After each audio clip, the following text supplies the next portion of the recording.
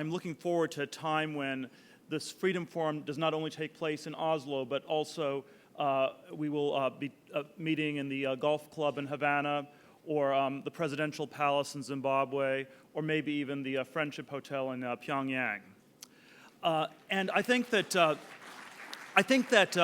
one of the dimensions I want to explore with all of you today is this question of transparency, and how I believe a more transparent world will bring that day much closer to the present. And I want to sort of explore three different dimensions of this. One that's you can describe as spatial, one temporal, and one more moral. And let me briefly say a little bit about each of those three. Spatially, if you think about transparency, and sort of getting at this from the perspective of listening to a lot of the incredible heroes who we've been hearing from over the last couple of days here in Oslo, we should reflect a little bit about the strangeness of the totalitarian enemy against which we are struggling. And it is very strange because this enemy is, on the one hand, extremely powerful, and on the other hand, it is somewhat weak. It is like the devil in the Middle Ages, where it is omniscient and omnimalevolent, very powerful and very evil. And then at the same time, one wonders whether it exists at all, and whether it is nothing more than the collective fear and anger and delusions of the crowd. And so that, this is sort of like this Zen paradox was summed up by an American blogger who said that there's no such thing as the government, only some guys in uniforms and guns who get angry at you if you pretend that there isn't.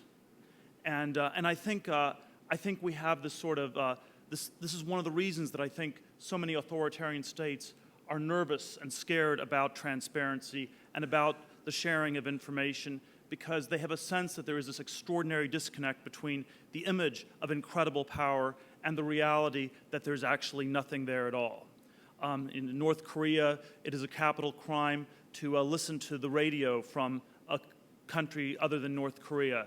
And of course, more generally, the censorship problem is always very, very confused and difficult, because censorship, by definition, is a set of laws that you cannot precisely define. If you came up with a list that said, these are the things you cannot talk about, you can't talk about, say, Lukashenko having stolen all this money, the government of Belarus could not actually come up with the laws and explicitly make that clear. And so there's something about the sort of totalitarian state that's always very, very slippery.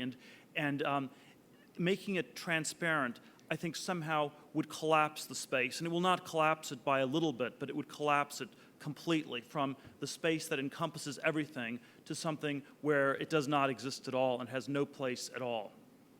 Now, the second dimension that I think is worth thinking about is a temporal one. And one of the things that is true of violence is that, and state violence, is that it is largely hidden. And if it's made transparent, it maybe it doesn't go away altogether, but its function becomes much, much more difficult. And the temporal dimension is that we hear all these accounts, these terrible accounts of things that were done, but they were always done in the past. It was months ago, years ago, decades ago. And that, of course, makes it very difficult to remedy, because you can't quite undo the past. And what I think a perfectly transparent world would look like is one in which this temporal dimension also collapses. And we see the violence happening in real time.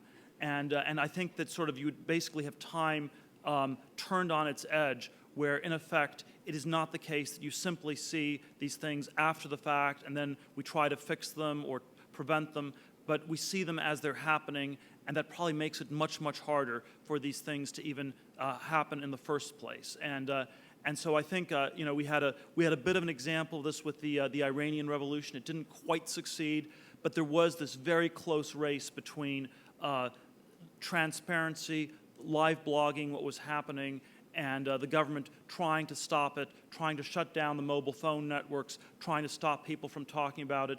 It was a case where the government prevailed, but it was a very close case. And I think this is the kind of the way in which collapsing the temporal dimension is an incredibly important way to stop these human rights abuses and make them not just things that happened in the past, but things that can no longer happen in the present.